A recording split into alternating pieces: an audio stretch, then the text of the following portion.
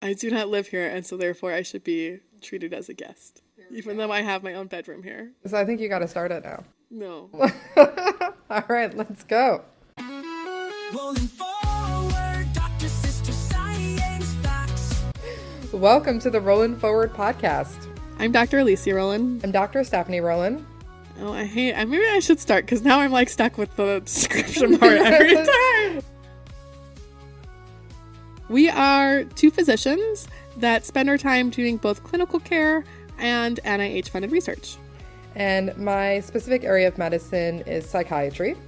And I'm a pediatrician. And we often work in the emergency department, and so we're seeing people coming in with a variety of different health conditions. On this podcast, our goal is to help families break down the news, because health news can be really confusing. And it also just feels like news is coming so fast that we're trying to focus on one issue at a time, go into detail, and give you the facts that you need in order to make the decisions that are right for you and your family. Rolling forward, Dr. Sister Science Facts. This week, we're going to talk about weight loss medications. And I've been really excited for this conversation because this is a newer class of medications. I've really been looking forward to having a conversation with Alicia about these medications, what they do, and why there's so much controversy about them. I feel like this class of medications has gotten so much media coverage over the past 6 months, a year.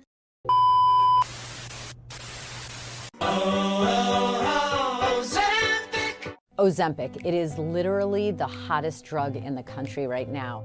You know it by brand names like Ozempic, Rybelsus, and Wegovy, a class of drugs called GLP-1s. There are even a bunch of new podcasts about Ozempic and some of these other medications.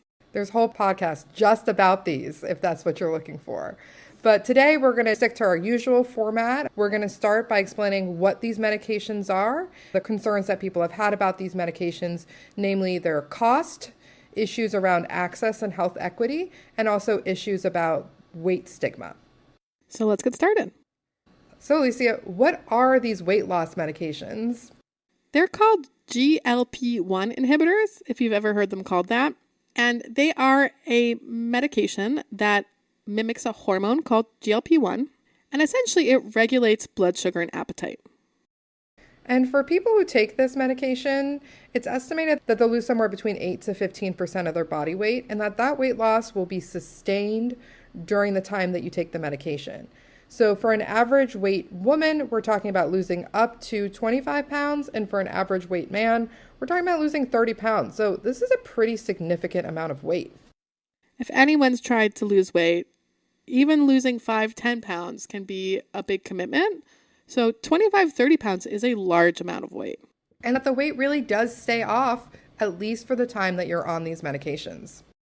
And the way that these medications work is that it reduces your appetite. It slows how fast food moves out of your stomach, so you get hungry less fast.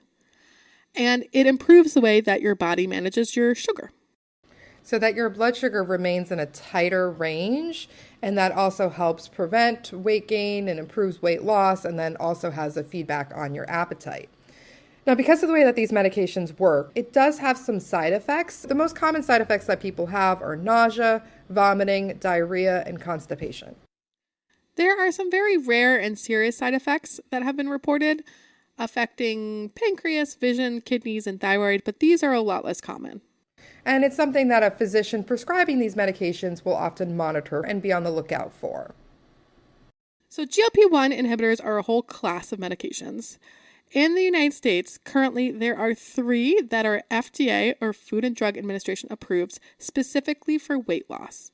And there are several others that are approved for treatment of type 2 diabetes and for cardiovascular disease. The 3 that are approved for weight loss you've probably heard about in the news. They are Wegovy, which is similar to Ozempic, Zepbound, and I actually don't know how to say this one, Saxena? I clearly don't have TV. And like Alicia said, Wegovy is actually very similar to Ozempic, which is approved for the treatment of type 2 diabetes, not for weight loss on its own. It's basically dosed and administered on a different schedule for weight loss than it is for type 2 diabetes, but they're essentially the same. So in addition to being FDA approved for adults, some of these are actually approved for kids. That's right. There's been a significant increase in the use of these medications for children, with a 600% increase in prescriptions of these drugs between 2020 and 2023. For weight loss specifically, 2 of those medications are approved for kids 12 and up. And then for treating type 2 diabetes, some medications are approved for children as young as 10. There's been no unique risks that are identified for children, but there's concern in kids about the longer term use. So there's a difference in starting this medication, say in someone who's 65 versus someone who's 15, when you think about how long they may take this medication for. And Alicia, all of this sounds great, but there's also been a lot of controversy around these medications. So let's dive into what the concerns are. The biggest concern is cost. The range of cost for these medications is generally about $1,000 a month before your insurance, if it kicks in, rebates or discounts happen. $1,000 a month is a lot of money. It's huge. And not all insurances, in fact, most, don't actually cover these medications. So a big question around insurance coverage has been whether Medicaid covers weight loss drugs. And Medicaid programs actually must cover most FDA-approved drugs for their medically accepted indications. However, weight loss drugs, interestingly, are part of a small group of drugs that can be excluded from coverage. Even though Medicaid typically must cover all FDA-approved medications for their indications, weight loss drugs don't count. Right now, 13 states currently provide coverage for weight loss medications, and about half of other states are considering maybe approving it in the near future. A difference about this is that if this medication is for the treatment of type 2 diabetes or cardiovascular disease, then Medicaid will provide coverage. The exception for coverage is specifically around the medications that are for weight loss only. The other exception is that all medications for the treatment of obesity must be covered for children, but it's really not clear how states are implementing this or actually covering it in practice. So theoretically, kids should be able to have all of these medications prescribed and covered under public insurance, but it's not really certain that that's actually what's happening. So what I'm hearing here, Alicia, is a trend that has come up in this podcast over and over again, which is that there's a rule about how things are supposed to happen, and then we get into how each state is implementing, understanding the exceptions to that rule, that there ends up being 50 different ways that this is being implemented across the United States. And it sounds like the biggest concern when it comes to Medicaid covering these drugs is simply the cost. $1,000 a month per person becomes astronomically high. And so by 2023, these weight loss medications accounted for 0.5% of all Medicaid prescriptions, but it was nearly 4% of the gross spending. Wow. So almost 4% of all Medicaid spending was on these medications specifically. Some states are rationalizing the cost of these medications by saying that the medical cost associated with obesity is high. So for example, that if a person is overweight, they may, during their lifetime, have other complications like cardiovascular disease, heart attacks, diabetes, and complications of those illnesses, and all those costs can really add up. So even though the medication is expensive, by providing it now, allowing for the treatment of obesity through these medications, you won't have the downstream impacts of obesity and the downstream cost of those impacts. And we've seen that in other areas of medicine. For example, for every $1 you spend on a vaccine, you're saving $3 in future cost, and society saves $10 in future costs. So very cost effective. In terms of when someone has a vaccine, then they're not going to get the illness and they're not going to have the hospitalization and the complications and everything from it. That totally makes sense. But I think these medications are so expensive that there's concern about what the return is going to be.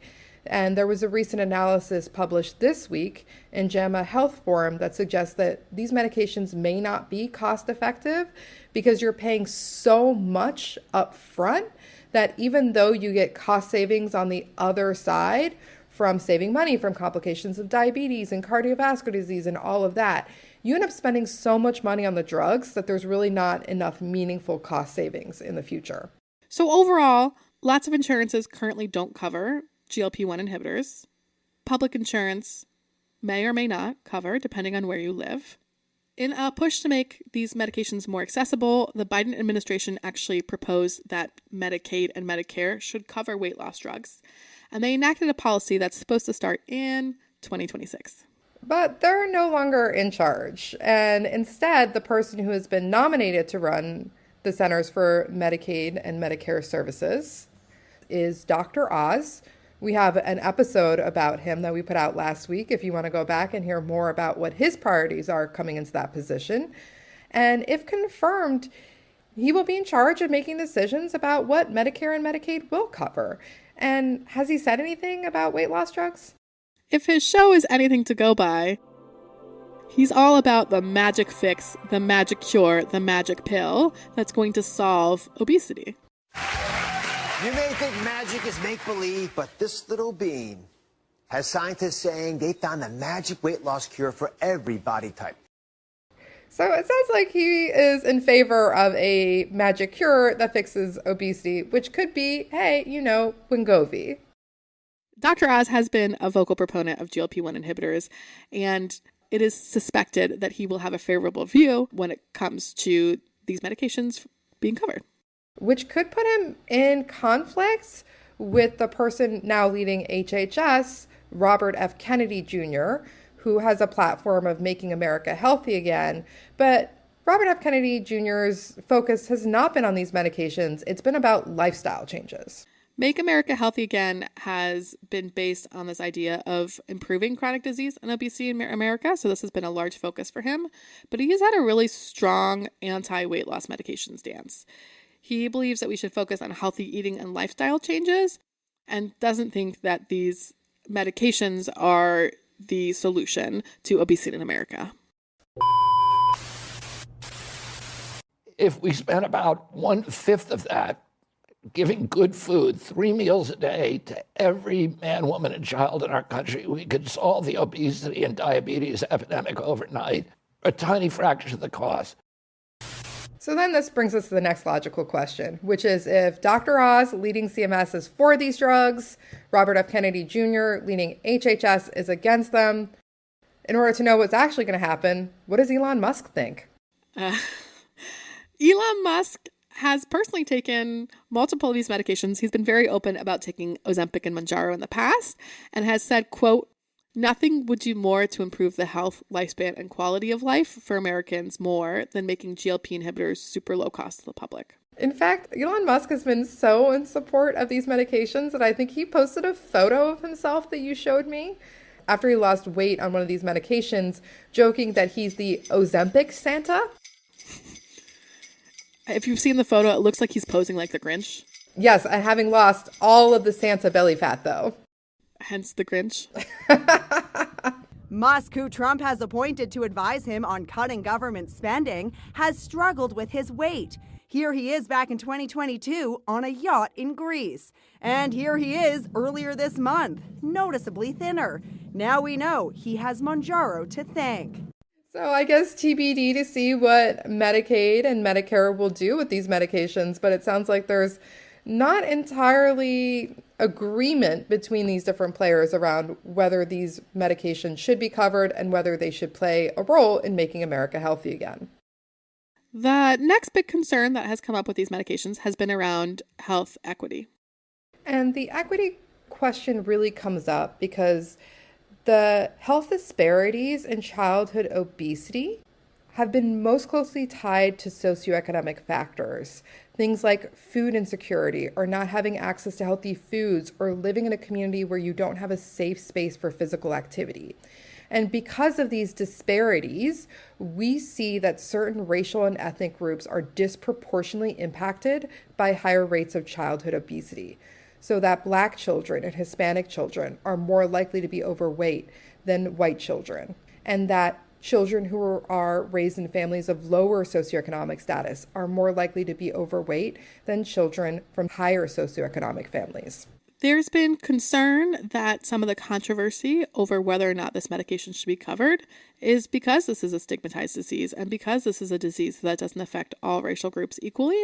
In the past, Medicaid and Medicare have covered more expensive drugs without this level of controversy. A really good example of that is what happened in North Carolina with their Medicaid coverage. In North Carolina, Medicaid spends about $1 billion a year on obesity-related expenses, and they were one of the first states to approve Medicaid coverage of weight loss drugs. They estimated that approving coverage of GLP-1 inhibitors in North Carolina was going to cost them about $16 million a year. In comparison, they estimate that they spend just under $30 million a year on Dupixent, which is a medication that helps with asthma and eczema. So by far, not the most expensive medication that they cover. And I never heard any controversy about covering Dupixent before this. And so the fact that they're spending twice as much on Dupixent as they would be on these GLP-1 inhibitors, but all of the controversy is around the GLP-1 inhibitors, I think is really interesting.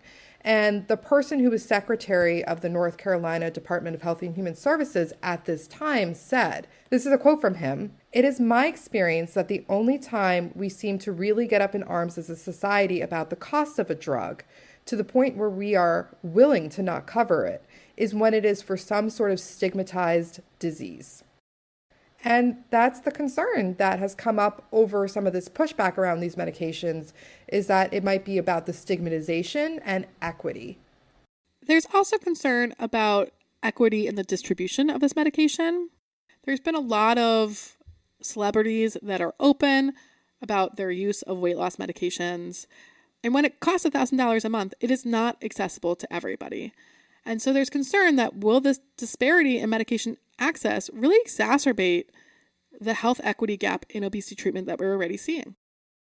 That's right. Where children from wealthier families who experience childhood obesity at lower rates will be the only ones who are able to afford this medication. And so that we're going to see a gap in obesity widen, and that we're going to see a worsening disparity by only some families being able to access this medication and some children being able to receive treatment. And another concern that's really come up around these medications are concerns about weight stigma. What weight stigma is are negative attitudes, stereotypes, and discriminations that exist and are directed towards individuals based on their body weight and based on their size. There's these misconceptions about obesity that even RFK Jr. is saying, that believing that obesity is always caused by personal laziness or poor diet, and that it's people making bad choices. So we really blame people for being overweight, for being obese, as opposed to having an understanding that it's a medical condition. And something that's really damaging about this is that people who are overweight tend to receive worse healthcare from physicians as well, because physicians, nurses, the medical system has an ingrained weight bias and weight stigma. Even though evidence overall doesn't support this, being a healthy weight or overweight is actually better for you than being underweight. Being underweight carries some of the most health risks. I'm worried about the perpetuation of thinness in the media, and we're seeing all these celebrities come out saying that they're using weight loss medications to achieve their ideal body weight, and that we're continuously showing that thin is better. We're idealizing an underweight body type, which is not healthy, which is not what's medically indicated, and is perpetuating this negative weight stigma and unconscious bias that people have towards people that are overweight. By placing the focus on weight, the number, and size over health, and that the availability of these weight loss medications, especially the availability of weight loss medications to children, suggests weight loss over the promotion of health. In fact, for younger kids, weight loss is typically not encouraged by medical providers. Instead, they recommend maintaining the same weight or slowing the rate of weight gain so that as kids grow, they can grow into their weight. And that's something that makes weight really different in kids than adults. Adults aren't growing anymore, but kids are. They're still gaining a lot of height. And so the focus should really be on health promotion and healthy habits, not just weight in kids. And like Alicia said, weight loss typically isn't the goal. So that's our episode about weight loss drugs, what they are, and then what some of the concerns about them are. We've been seeing a rising cost of these medications over the past few years as they become more popular, more prescribed. And there's concern about how much it would cost the government if public insurances were to cover them. And given the split of opinions between Dr. Oz, Robert F. Kennedy Jr., and Elon Musk, it'll be interesting to see what happens with public insurance coverage of these medications in the next few years. And we'll bring you the updates as they happen. Rolling forward, Dr. Sister Science Facts. This is the Rolin Forward podcast. Thank you for tuning in. I'm Dr. Alicia Rolin. I'm Dr. Stephanie Rolin. You can always reach out to us at Rolin Forward Show, ROLIN Forward Show @gmail.com. Or find us on the socials. We're on X, Blue Sky, TikTok, Instagram. Send us an email or slide into our DMs. Let us know things that you're worried about, things that you're thinking about, things that you want us to cover. And thank you for your time today. See you next time. Take care. Rolling forward, Dr. Sister Science Facts. We switched seats. I know, this is really weird. I want to be in that seat, but you were sitting there first. Oh, it's because it's got a better Zoom background, and I had a meeting this morning. Okay, well, it's because you live here and you had first dibs, and that's unfair.